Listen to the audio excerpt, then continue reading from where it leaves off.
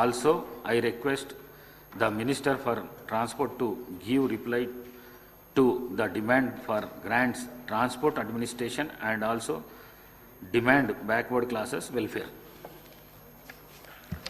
అధ్యక్ష, ముందుగా మీకు ధన్యవాదాలు. ఎందుకంటే మొన్న రాత్రి 12 అయింది కాబట్టి ఎవరు కొంత దాని సబ్జెక్టు ప్రశ్నలకు సరైన చర్చ జరగాలనే ఆలోచనతో ఈరోజు ఇచ్చినటువంటి సందర్భంగా ముందుగా నేను సభ ద్వారా మీ ద్వారా గౌరవ ప్రతిపక్ష సభ్యులందరూ కూడా నేను విజ్ఞప్తి చేస్తాను. నేను మీ అనుమతి కూడా తీసుకున్నాను అధ్యక్ష. మొన్న ఈ మధ్య వేములవాడకు శృంగేరి పీఠాధిపతి వచ్చినప్పుడు అక్కడికి వెళ్ళినప్పుడు వారు ఒక శంకర పటం గురించి ఒక వివరించినారు అధ్యక్ష. అంటే ఎంత వైరుధ్యం ఉన్నా ఎన్ని అంశాలు ఉన్నా ఆ విధంగానైతే ఒక కలిసి ఉండాల్సిన అవసరం ఉందో నేను గౌరవ ప్రతిపక్ష పార్టీలకు కానీ అందరికీ కూడా, ఇది ఎవరికో ఒక్కరిని ఉద్దేశించినటువంటిది కాదు అధ్యక్ష. ఇది శంకరునికి సంబంధించినటువంటి కుటుంబ పరివార ఫోటో అధ్యక్ష. ఇందులో శంకరుడి వాహనం నందిగా, పార్వతి వాహనం సింహంగా, అదేవిధంగా మరి కుమారస్వామి వాహనం నెమలిగా, విఘ్నేశ్వరుని వాహనం ఎలుకగా ఉంటుంది అధ్యక్ష. ఇందులో ఒకదానికొకటి పడదు అధ్యక్ష. నెమలికి పాముకు పడదు, పాము మెడ శివుని మెడలో పాము ఉంటుంది, నంది ఆవుకుని సింహానికి పడది, నెమలికి ఎలుకకు పడదు అధ్యక్ష. కానీ ఒక పరివారంలో ఎట్లయితే కలిసి శివపార్వతుల పరివారంలో ఎట్లా ఉంటుంది, నేను పర్మిషన్ తీసుకున్నా సార్, నేను పర్మిషన్ తీసుకున్నా. దీని తర్వాత నేను ఎందుకు చెప్తున్నా అంటే శివపార్వతులకు సంబంధించినటువంటి ఒక పటంలో వైరుధ్యం ఉన్నటువంటి నెమలి, పాము, ఆవు, అదేవిధంగా సింహం ఎట్లయితే కలిసి ఉండగలుగుతున్నాయో ఒక అంశం మేరకు దైవభక్తికి సంబంధించిన అంశం మీద కలిసి ఉంటున్నటువంటి సందర్భంలో ఒక ముఖ్యంగా బలహీన వర్గాలకు సంబంధించినటువంటి సంక్షేమం ఇలా చాలా అవసరం ఉంది అధ్యక్ష. రైట్, నేను ఈ విషయంలో కూడా మా రాహుల్ గాంధీ గారిని ప్రశంసించదలుచుకున్నాను. ఎందుకంటే ఆయన చెప్పినాడు ఒక మాట, 50 సంవత్సరాలుగా ఒకవేళ మా ప్రభుత్వాలు నిర్లక్ష్యం చేసి ఉంటే అది పొరపాటే, ఇప్పుడు దానికి పర్యవసనంగా సరిదిద్దుకోవాల్సిన అవసరం ఉంది అనేటువంటి మాట చెప్పడం అనేటువంటిది నాయకుడు గొప్ప లక్షణం అధ్యక్ష. ఇది మామూలు విషయం కాదు. ఇది ఓపెన్ ఒక పబ్లిక్ ఆడిటోరియం లోపల తలకటోర ఆడిటోరియంలో చెప్పినటువంటి మాట, బహిరంగ సభలో చెప్పినటువంటి మాట అధ్యక్ష. దానికి అనుగుణంగానే తెలంగాణ ప్రభుత్వం ఏర్పడగానే మేము గతంలో కూడా అనేక సందర్భాలు చెప్పినాం అధ్యక్ష.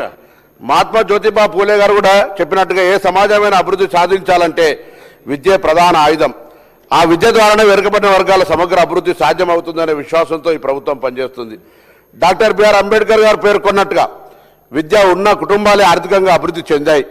ఆ మహనీయుల ఆశయాల మేరకే మా ప్రభుత్వం నిరంతరం కృషి చేస్తుంది అధ్యక్ష. ఇటీవల జరిగిన కుల సర్వే స్పష్టంగా చెప్తా ఉంది, ఎదిగినటువంటి మనుషుల యొక్క ఆలోచన విధానం వాళ్ళ కారణాలను అన్వేషించినప్పుడు అలా స్పష్టంగా కనిపించింది ఒకటే, వాళ్ళు ఎదగడానికి కారణం వాళ్ళ కులమో మతమో డబ్బో కాదు అధ్యక్ష, వాళ్ళ దగ్గర బంగారం కూడా కాదు అధ్యక్ష, వాళ్ళ దగ్గర ఉన్న విద్య కారణంగానే ఎదిగిర్రు. ఇలా ఎదిగిన ప్రతి కుటుంబాన్ని మీరు ఒకసారి పరిశీలించినట్టయితే ఆ కుటుంబంలో విద్యావంతులైన వాళ్ళ వల్లనే ఎదిగింది. కాబట్టి మా ప్రభుత్వం విద్యాపరంగా ప్రత్యేక శ్రద్ధ తీసుకుంది.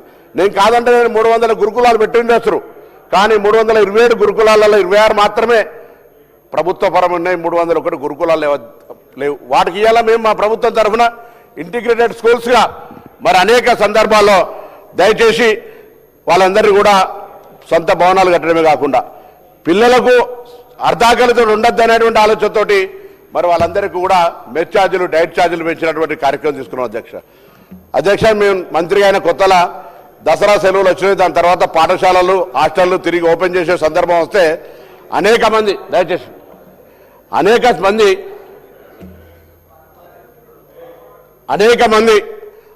మంది ప్రైవేట్ బిల్డింగ్ ఓనర్స్ అంతా కూడా మేము తాళాలు వేసుకొని పోతాం, మాకు కిరాయిలు రాలేదని చెప్పినటువంటి పరిస్థితి అధ్యక్ష. అవన్నిటిని కూడా చెల్లించి ఇలా ప్రైవేటు భవనాల్లో ఉన్నటువంటి అద్దె గురుకులాలు, అద్దె బీసీ హాస్టళ్లకు సంబంధించినటువంటి కిరాయిలు చెల్లించడం ఒకటి, అనేక సంవత్సరాలుగా డైట్ ఛార్జీలు, మెస్ ఛార్జీలు, వాళ్ళకు ఒకవేళ డైట్ ఛార్జీలు చెల్లించకపోతే నాణ్యత గల ఆహార సామాగ్రి ఎట్లా వస్తుంది అధ్యక్ష? అటువంటి నుంచి మేము స్ట్రీమ్లైన్ చేసుకుని వస్తూ ఉన్నాం. ఇలా టీచర్ల నియామకాలు చేపట్టిన గురుకులాలలో అంటే విద్యకి అత్యంత ప్రాధాన్యత ఇచ్చే క్రమం జరుగుతోంది. తప్పకుండా నేను సభ ద్వారా నా సహచార గౌరవ శాసనసభ్యులకు, రాజకీయ పార్టీలందరూ కూడా విజ్ఞప్తి చేస్తా ఉన్నాం. తప్పకుండా ఈ సంవత్సరం మీరు స్థలాలు కేటాయించినటువంటి ఆత్మగౌరవ భవనాలలో బరాబర్ ఆత్మగౌరవ భవనాలు కట్టి తీరుతాం. ఈ సంవత్సరం ఆర్థికంగా 2 సంవత్సరాలు వెసులుబాటు చేసుకోవడానికి సంబంధించినటువంటి అంశం వచ్చింది. డెఫినెట్లీ మేము దానికి సంబంధించి ఇప్పుడు ఈ సంవత్సరం లోపల 12,511 కోట్ల బడ్జెట్ పెట్టుకున్నాం.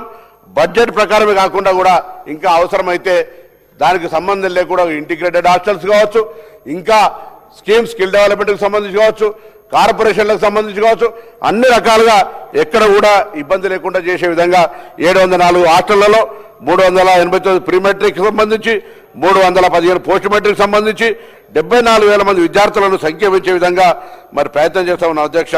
ఈ విద్యతోనే సామాజిక న్యాయం, విద్యలోనే ఆర్థిక అభివృద్ధి, విద్యతోనే సమాన అవకాశాలు, ఇదే మా ప్రభుత్వ ధ్యేయం అధ్యక్ష. తప్పకుండా విద్యార్థి సంక్షేమం, దానికి సంబంధించినటువంటి ఆర్థికపరమైనటువంటి అంశాలను తీసుకుపోయే సందర్భంగా మరి కార్యక్రమం చేస్తున్నాం అధ్యక్ష.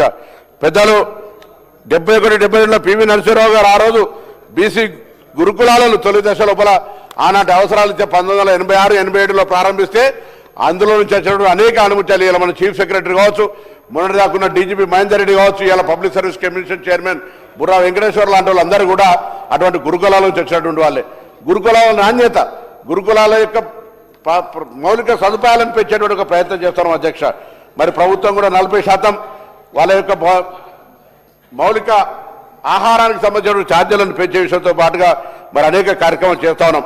బీసీ రెసిడెన్షియల్ పాఠశాలలకు సంబంధించి చరిత్రలో మొదటిసారిగా ఒకే విద్యా సంవత్సరంలో పాఠ్య పుస్తకాలు, నోట్బుక్లు, యూనిఫామ్లు, దుప్పట్లు, టవల్స్, రగ్గులు, బూట్లు, స్కూల్ బ్యాగులు, టై, బెల్ట్, ట్రాక్ సూట్లు, నైట్ డ్రెస్సులు, ట్రంక్ బాక్సులు, ప్లేట్లు, గ్లాసులు మరి ఇతర వస్తువులన్నీ ప్రతి విద్యార్థికి అందించబడతా ఉన్నాయి అధ్యక్ష. ఆ విధంగా ఐఐటి, జేఈ, ట్రిపుల్ ఈ, అదేవిధంగా నెట్ పరీక్షలకు సంబంధించిన కోచింగ్ అందించడంతో పాటుగా ఎక్స్ట్రా కరికులర్ యాక్టివిటీస్ లోపల కూడా పిల్లల్ని మోటివేట్ చేసే విధంగా క్రీడలు, కళలు ఇతరత్ర చేస్తున్నాం అధ్యక్ష.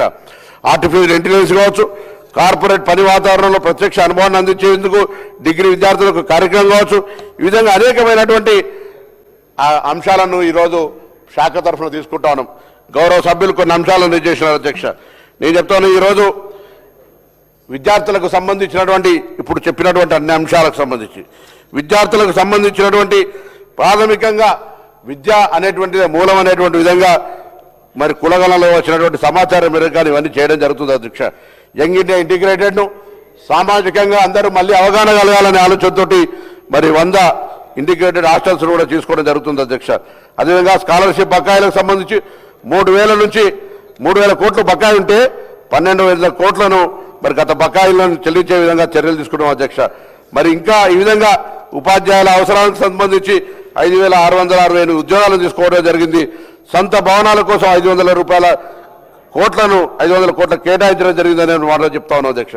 బీసీ హాస్టళ్లలో 25 కోట్లను మరి వంట గదుల కొరకు కూడా తీసుకునే విధంగా చర్యలు తీసుకుంటామని మళ్ళీ చెప్పినట్టుగా ఆత్మగౌరవ భవనాల గురించి తప్పకుండా ఈ సంవత్సరాన్ని మొన్ననే ఈ మధ్య నేను, గౌరవ కొండా సురేఖ గారు, గౌరవ వాకిటి శ్రీగారు గారు, గౌరవ శాసనసభ్యులు అందరం కూడా కలిసి మా ప్రభుత్వంలో బలహీన వర్గాలకు జరగాల్సినటువంటి అంశం మీద మా పార్టీలో అంతర్గతంగా అడిగేటువంటి స్వేచ్ఛగా మేము తీసుకొని పోతా ఉన్నాం.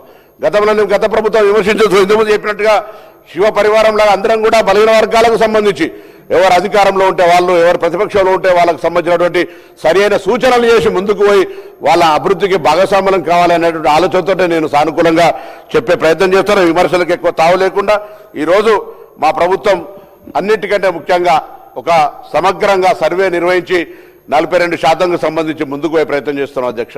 అసలు 42% కోర్టులో ఉన్నమాట తెలుసు, కానీ 50% కోటాకు ఈడబ్ల్యూఎస్ ఆటంకం కానప్పుడు బీసీల రిజర్వేషన్లు అందులో ఉన్న ఎంపైరికల్ డాటా ఉన్నట్టయితే అనేక కోర్టు తీర్పుల్లో కూడా ఉంది. ఎంపైరికల్ డాటా ఉన్నట్టయితే తప్పకుండా వాళ్ళ రాష్ట్ర సమాచారం మేరకు ముందుకు పోవచ్చు అనేటువంటి ఆధారంగా ఇలా మేము యొక్క కార్యక్రమం తీసుకున్నాం అధ్యక్ష. రాష్ట్ర వ్యాప్తంగా సర్వేలు నిర్వహించడమే కాదు, రాష్ట్ర వ్యాప్తంగా అందుకు సంబంధించినటువంటి చట్టపరంగా చర్చ చేసి అన్ని రకాల కార్యక్రమాలను మేము తీసుకొని ముందుకు పోతాను అధ్యక్ష.